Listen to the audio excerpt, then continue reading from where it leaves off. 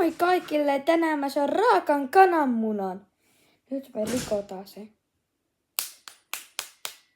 Juhu, kattokaa.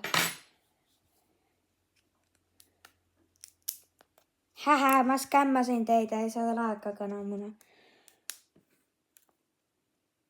Se on vaan ihan oikeasta munasta nämä kuoret ja kaikki silleen.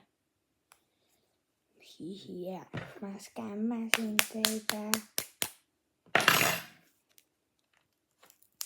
Kattokaa, että iso pala.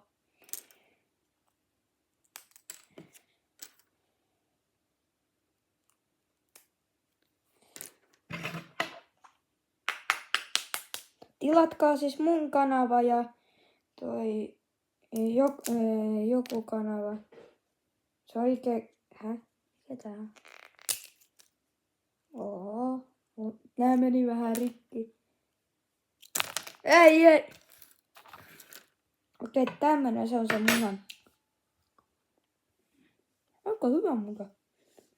No, eli heippa kaikille.